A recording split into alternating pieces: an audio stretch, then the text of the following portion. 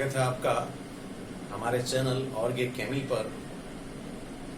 और आज हम जिस टॉपिक को स्टार्ट कर रहे हैं वो टॉपिक है रेजोनेंस और मेसोमेरिक इफेक्ट। लास्ट क्लास में हमने डिस्कस करा था इंडक्टिव इफेक्ट और उसमें हमने समझे थे इंडक्टिव इफेक्ट कैसे परफॉर्म होता है और इसके टाइप्स क्या क्या होते हैं और वो कौन कौन से ग्रुप्स हैं जो माइनस आई इफेक्ट शो करते हैं और प्लस आई इफेक्ट शो करते हैं और उनका ऑर्डर क्या होता है।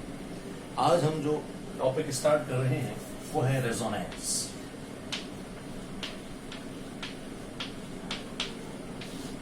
बच्चों, रेजोनेंस को समझने से पहले हमें थोड़ा सा इसके हिस्ट्री पर ध्यान लगाना जरूरी है। आज की इस क्लास में मैं तुम्हें रेजोनेंस का इंट्रोडक्शन दूंगा।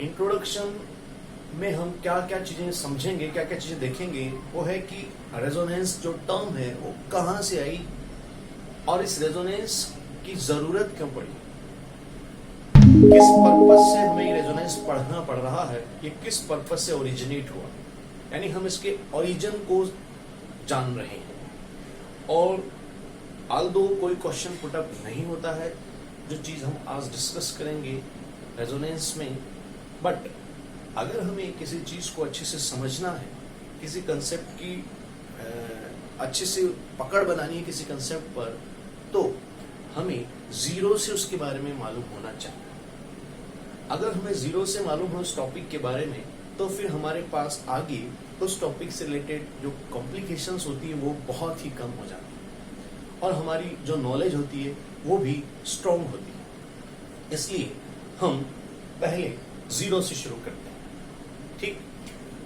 अब ये रेजोनेंस जो टर्म है ये कहां से आई, तो इसके लिए कहा जाता है कि जब डिफरेंट कंपाउंड्स डिस्कवर हो रहे थे और उनकी स्ट्रक्चर्स आइडेंटिफाई करी जा रही थी, तो जब भी किसी नए कंपाउंड की डिस्कवरी होती और उसके स्ट्रक्चर को आइडेंटिफाई किया जाता डिफरेंट मेथड्स के थ्रू, उसके बाद उस स्ट्रक्चर को क्रॉस चेक किया जाता था।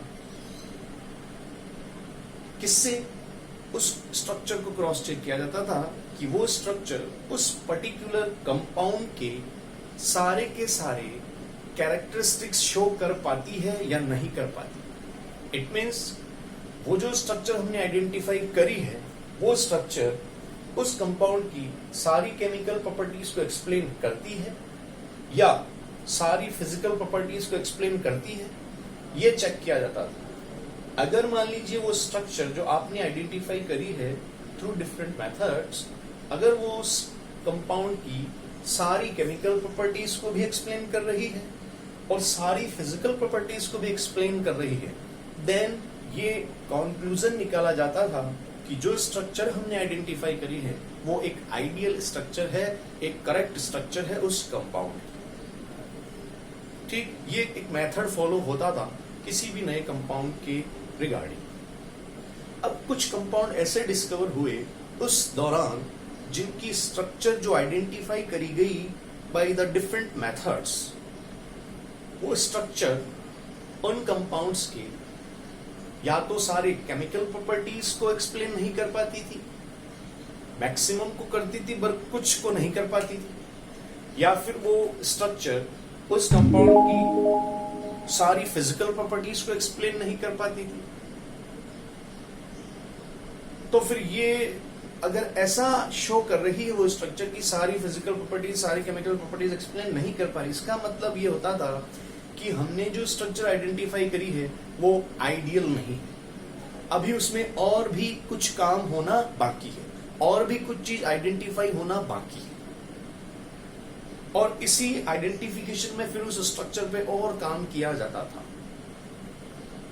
और इस तरह से उस स्ट्रक्चर पर काम करके हम लास्ट में ऐसी स्ट्रक्चर को आइडेंटिफाई करते थे जो सारी की सारी फिजिकल और केमिकल प्रॉपर्टीज को एक्सप्लेन कर पाए। ओके बच्चों, अब इसी पैटर्न में कुछ कंपाउंड हमारे पास ऐसे आए जिनकी स्ट्रक्चर फर्स्ट टाइम जब हमने आइडेंटिफाई करी और फिर उन्हें क्रॉस चेक किया उनकी प्रॉपर्टीज के साथ में, तो उन कंपाउंड्स की जो सारी की सारी प्रॉपर्टियां थी, वो प्रॉपर्टियां वो स्ट्रक्चर एक्सप्लेन नहीं कर पा रही थी। वो सारी की सारी प्रॉपर्टियां वो स्ट्रक्चर एक्सप्लेन नहीं कर पाती। उसमें कुछ ऐसी प्रॉपर्टियां हमेशा प्रेजेंट रहती थी जो उस स्ट्रक्चर की थ्रू आप एक्सप्लेन नहीं कर सकते।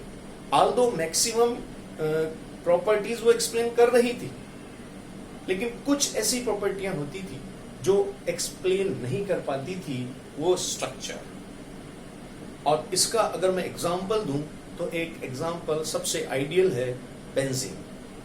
बेंजीन की जब डिस्कवरी हुई, बेंजीन की जब स्ट्रक्चर को आइडेंटिफाई करा गया, तो बेंजीन की स्ट्रक्चर उसके सारे प्रॉपर्टियां एक्सप्लेन नहीं कर पा रही थी।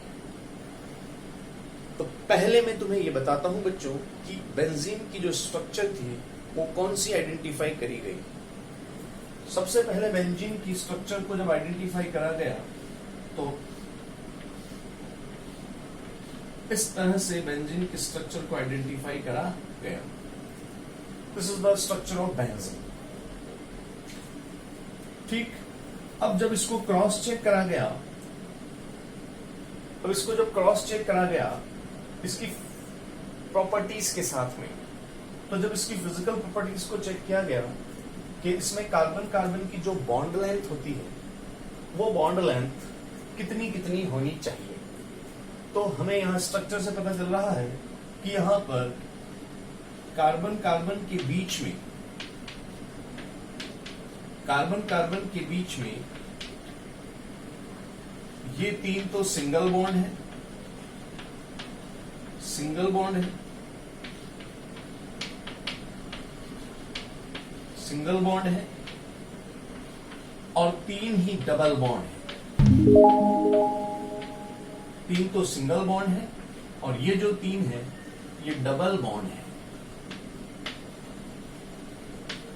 ठीक बच्चों, ये हमें इस स्ट्रक्चर से पता चल रहा है, तीन डबल बॉन्ड।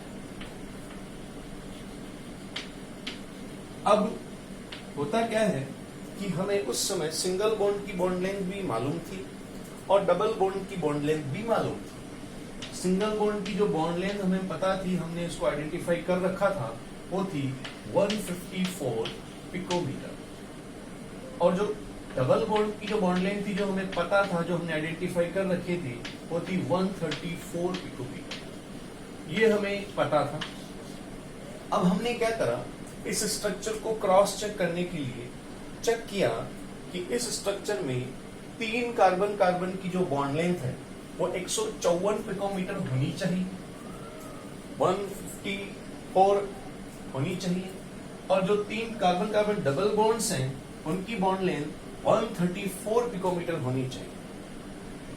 ठीक, लेकिन जब प्रैक्टिकली ऑब्जर्व किया गया तो इस बेंजीन में कार्बन कार्बन के बीच की बॉन्ड लेंथ ना तो 154 पिकोमीटर आई और ना ही 134 पिकोमीटर आई। यहां पर सारे कार्बन कार्बन बॉन्ड्स के बीच की जो बॉन्ड लेंथ मेजर करी गई बाय द एक्सपेरिमेंट्स वो आई 139 पिकोमीटर। ये बॉन्ड लेंथ मेजर हुई। लेकिन अगर हम इस स्ट्रक्चर को देखें तो बॉन्ड लेंथ ये नहीं आनी चाहिए, बॉन्ड लेंथ ये आनी चाहिए। दो टाइप की बॉन्ड लेंथ आनी चाहिए, एक 154 पिकोमीटर आनी चाहिए due to carbon carbon single bond, और एक आनी चाहिए 134 picometre due to carbon carbon double bond. But experimentally हमें ये मिला।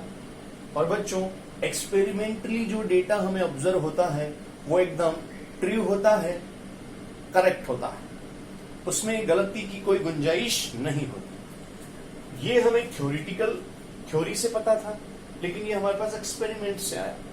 इसका मतलब एक्चुअल में बॉन्ड लेंथ तो यही है, क्योंकि ये करेक्ट है, एक्सपेरिमेंटल डेटा है।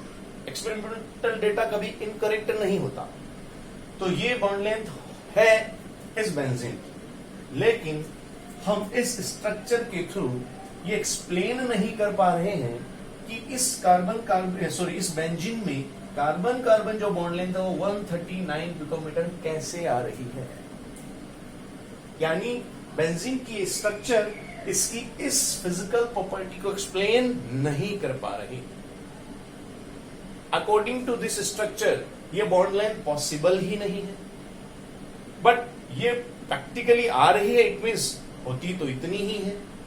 तो अगर इतनी ही होती है तो कैसे होती है, इसका एक्सप्लेनेशन हमें स्ट्रक्चर से नहीं दे सकते। ठीक है, इट मींस बेंजीन की जो स्ट्रक्चर है ये आइडियल नहीं है, ये करेक्ट स्ट्रक्चर नहीं है। ये हमें पता चला एक्सपेरिमेंट के थ्रू जब हमने इसकी बॉन्ड लेंथ मेजर करी। इसका मतलब है कि इस स्ट्रक्चर में अभी और काम होना बाकी है। हमें इसकी कुछ ऐसी स्ट्रक्चर देनी पड़ेगी जो कि इस थ्योरी को एक्सप्लेन करे, इस एक्सपेरिमेंटल डेटा को एक्सप्लेन करे।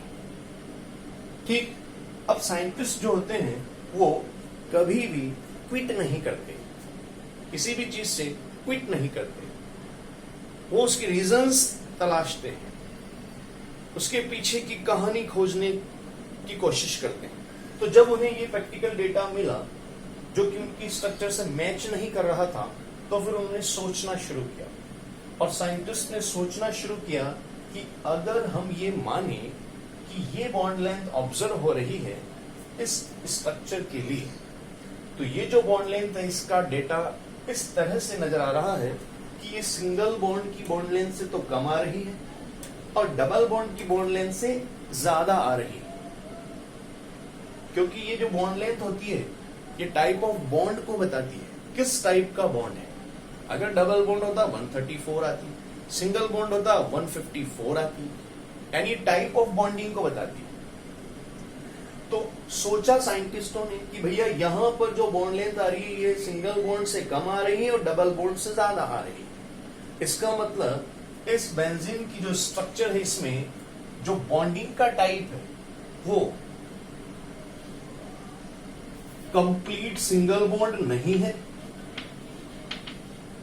कंप्लीट सिंगल बॉन्ड नहीं, बिल्कुल नहीं है कंप्लीट सिंगल बॉन्ड, और कंप्लीट डबल बॉन्ड भी नहीं है।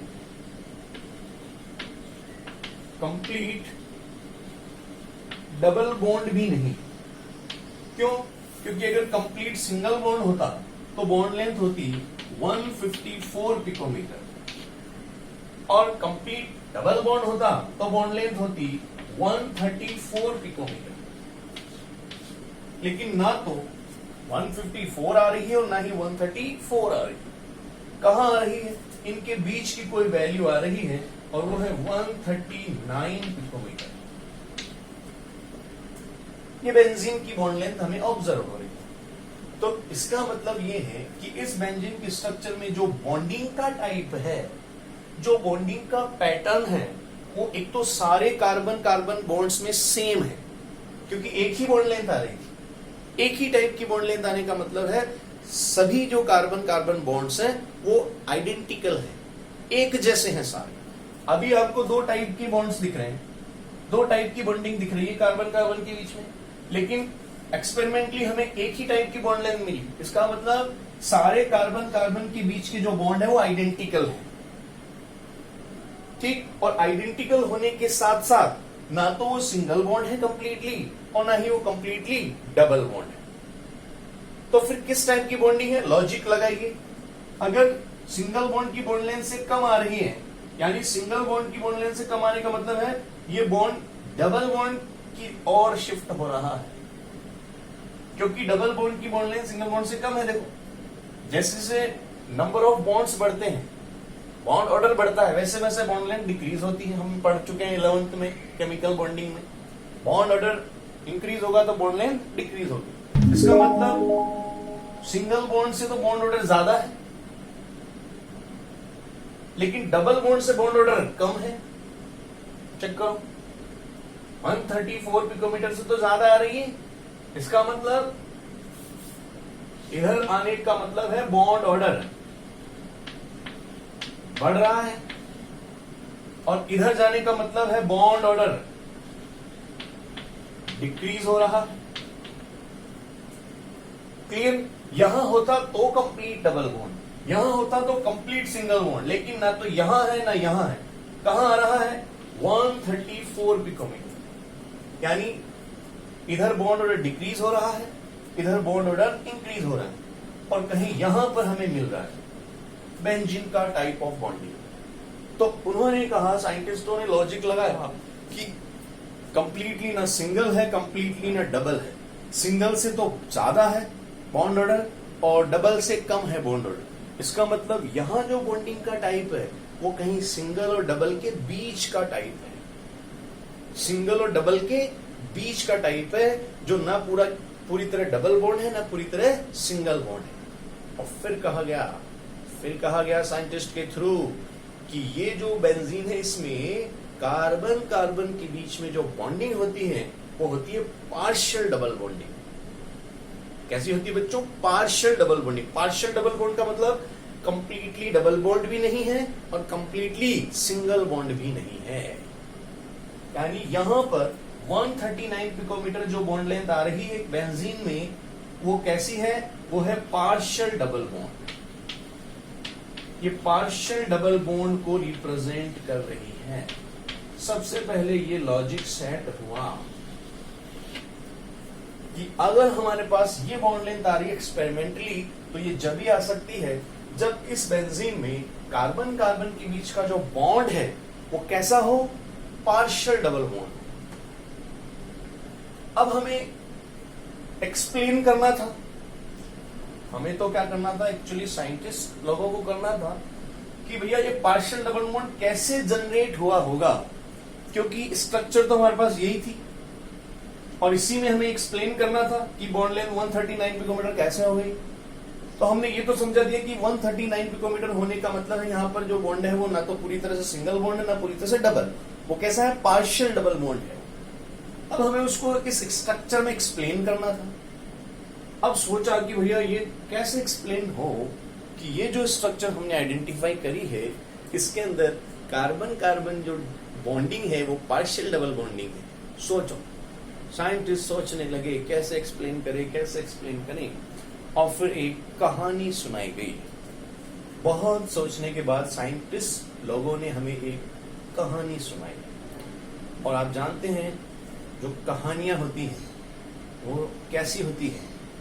हाइपोथेटिकल, काल्पनिक होती है। लेकिन वो काल्पनिक कहानियां इसलिए सुनाई जाती हैं ताकि हम उनसे कुछ सीख सकें अच्छी चीजें। और यहाँ पर साइंटिस्ट लोगों ने हमें जो कहानी सुनाई वो इसलिए सुनाई ताकि हम समझ सकें कि ये पार्शियल डबल बॉन्ड कैसे जनरेट हुआ होगा। और उस कहानी का नाम था रेजोनेंस। बेंजीन में इस चीज को एक्सप्लेन करने के लिए कि कार्बन कार्बन के बीच जो बॉन्डिंग है वो पार्शियल डबल बॉन्ड कैसे होती है, उसकी बॉन्ड लेंथ 139 पिकोमीटर कैसे होती है, इसके लिए हमें एक कहानी सुनाई गई। और वो कहानी थी रेजोनेंस। और रेजोनेंस जो कहानी थी उसमें क्या कहा गया? उसमें कहा गया कि भैया इस बेंजीन जो स्ट्रक्चर है इसमें कार्बन कार्बन के बीच में ये पार्शियल डबल बॉन्डिंग जो हो गई, इस वजह से बॉन्ड लेंथ 139 पिकोमीटर आ रही है। और ये जो 139 पिकोमीटर बॉन्ड लेंथ आ रही है जिसकी जो पार्शियल डबल बॉन्डिंग की वजह से है, और ये पार्शियल डबल बॉन्डिंग किस कारण हुई? तो कहा गया कि इसमें रेजोनेंस होता है। और रेजोनेंस की वजह से इस बेंजीन में सारे के सारे कार्बन कार्बन बॉन्ड जो है वो पार्शियली डबल बॉन्डेड हो जाते हैं, और इसी वजह से बॉन्ड लेंथ आइडेंटिकल हो जाती है। और इसी वजह से इसमें जो बॉन्ड लेंथ आती है वो 139 आती है, ना कि 154 पिकोमीटर या फिर 134 पिकोमीटर। दो टाइप की नहीं आकर एक ही टाइप की आती है। और रीजन क्या दिया? रेजोनेंस। अब हम जब किसी से कोई कहानी सुनते हैं तो फिर हम उसके अंदर थोड़ा इन्वॉल्व हो जाते हैं कि भाई ये कैसे हुआ होगा।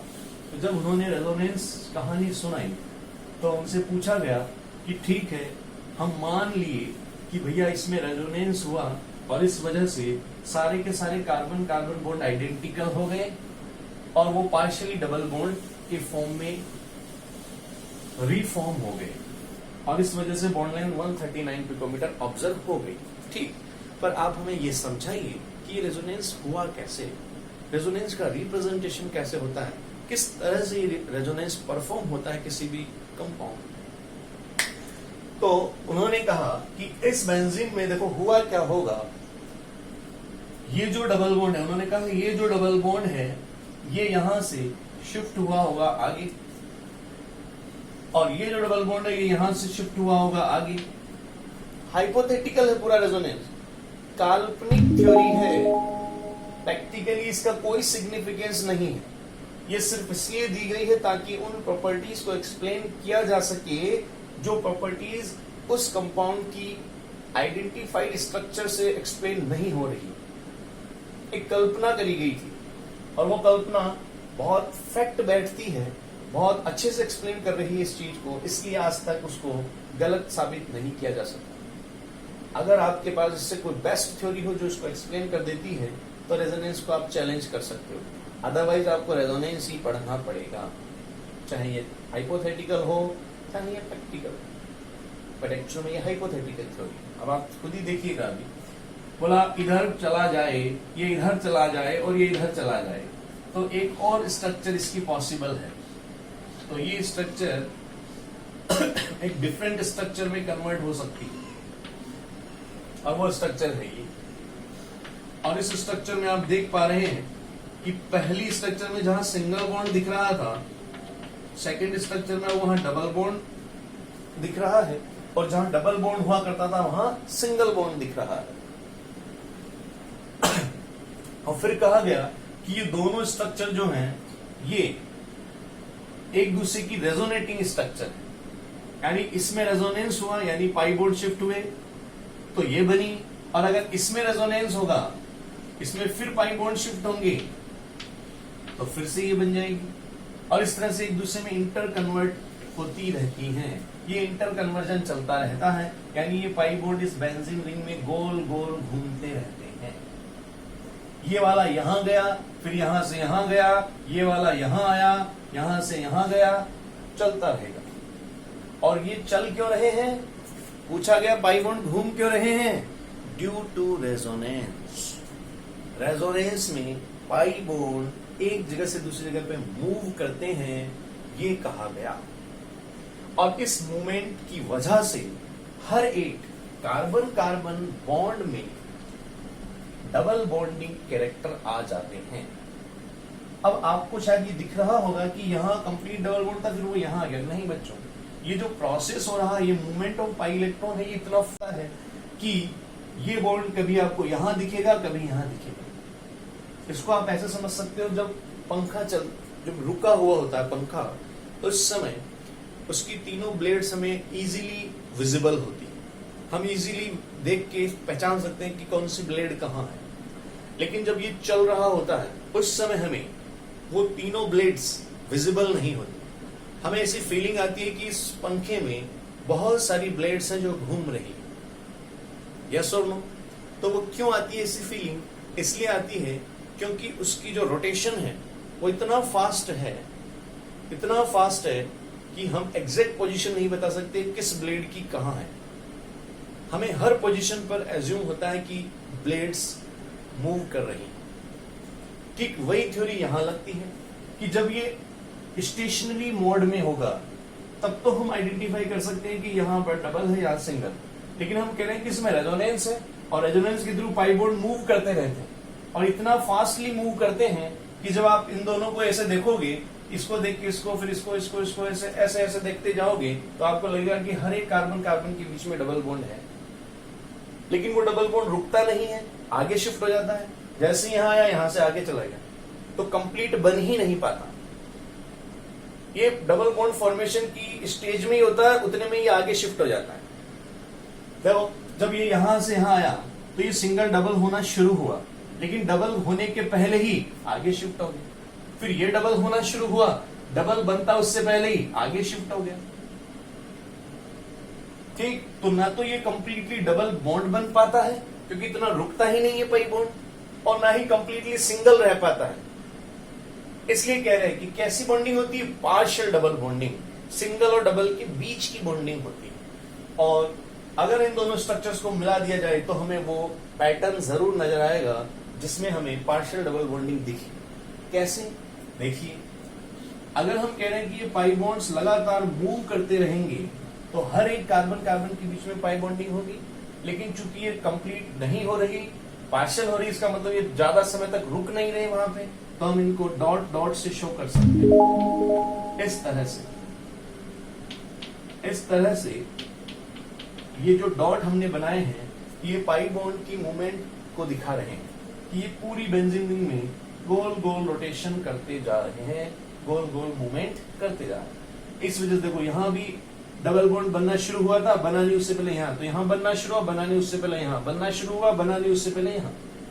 इसलिए सब जगह कैसी है, आइडेंटिकल बॉन्डिंग है। और ये आइडेंटिकल बॉन्डिंग कैसी है, पार्शियल डबल बॉन्डिंग। ये पार्शियल डबल बॉन्डिंग, और सारे के सारे आइडेंटिकल बॉन्डिंग रख रहे हैं, इसलिए सबकी बॉन्ड लेंथ इक्वल है। और वो कितनी है, 139 पिकोमीटर।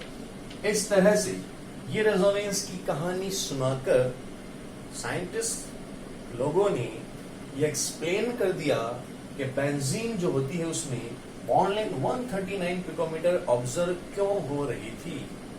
हालांकि इसका प्रैक्टिकली कोई सिग्निफिकेंस नहीं है, लेकिन फिर भी ये रेजोनेंस की थ्योरी इस चीज को बड़ा अच्छे तरीके से एक्सप्लेन कर पा रही है, और इसीलिए हमें इसे पढ़ना पड़ रहा है। अब देखिए जरा, अगर मैं बेंजीन की एक्चुअल स्ट्रक्चर बनाऊं तो वो एक्चुअल स्ट्रक्चर कैसी बनेगी, वो एक्चुअल स्ट्रक्चर ऐसे बनेगी, जिसमें ये जो सर्कल है, ये सर्कल शो कर रहा है कि पाई बॉन्ड जो है वो पूरी बेंजीन रिंग में रोटेशन कर रहे हैं, राउंड मोशन कर रहे हैं, गोल गोल घूम रहे हैं। This is the actual structure of benzene. तो फिर ये क्या है सर, ये है रेजोनेटिंग स्ट्रक्चर्स। इन्हें कहते हैं रेजोनेटिंग स्ट्रक्चर्स। क्यों कहते हैं रेजोनेटिंग स्ट्रक्चर्स, क्योंकि ये रेजोनेंस के थ्रू बन रही है। इसमें रेजोनेंस होगा तो ये बन जाएगी, इसमें रेजोनेंस होगा तो ये बन जाएगी, इसलिए इन्हें रेजोनेटिंग स्ट्रक्चर्स कहते हैं। लेकिन ये स्ट्रक्चर कौन सी है, ये इन दोनों का कॉम्बिनेशन है, कि जब इन दोनों को मिला दिया जाए तब कौन सी स्ट्रक्चर हमें ऑब्जर्व होगी, ये। और ये स्ट्रक्चर सारी प्रॉपर्टी एक्सप्लेन कर रही है। देखो, ये स्ट्रक्चर कह रही है कि कार्बन कार्बन के बीच की बॉन्डिंग आइडेंटिकल है, और ना तो कंप्लीट डबल है ना complete single, it means 139 picometre है। तो एक्चुअल स्ट्रक्चर वो होती है जो सारी प्रॉपर्टी एक्सप्लेन करे। तो ये स्ट्रक्चर है बेंजीन के एक्चुअल स्ट्रक्चर, और ये कैसे आई है, इन रेजोनेटिंग स्ट्रक्चर्स को मिलाने से, मिक्स करने से आई है। और जब भी रेजोनेटिंग स्ट्रक्चर्स को मिक्स करने से जो स्ट्रक्चर बनती है, रेजोनेटिंग स्ट्रक्चर्स की मिक्सिंग से जो स्ट्रक्चर बनती है, उसे कहा जाता है रेजोनेंस हाइब्रिड। उसे कहा जाता है रेजोनेंस हाइब्रिड। और ये रेजोनेंस हाइब्रिड जो है, यही एक्चुअल स्ट्रक्चर होती है उस कंपाउंड की। इसी को हम कहते हैं एक्चुअल स्ट्रक्चर ऑफ कंपाउंड। यही एक्चुअल स्ट्रक्चर होती है। क्लियर है बच्चों? हर एक कंपाउंड में रेजोनेंस हो जरूरी नहीं है। कई कंपाउंड्स जो ऐसे होते हैं जिनकी स्ट्रक्चर उनकी सारी प्रॉपर्टी एक्सप्लेन कर देती है, तो फिर वहां पर रेजोनेंस के लिए कोई गुंजाइश नहीं है। लेकिन कई कंपाउंड ऐसे होते हैं जिनमें सारी प्रॉपर्टियां उस स्ट्रक्चर से एक्सप्लेन नहीं होती, तो फिर वहां पर हम सोचते हैं कि यहाँ रेजोनेंस है या नहीं। और अगर वहां रेजोनेंस होता है तो हम उन प्रॉपर्टियों को रेजोनेंस के थ्रू एक्सप्लेन कर सकते हैं। इस तरह से रेजोनेंस का ओरिजिन हुआ था। और इसका रीजन क्या था?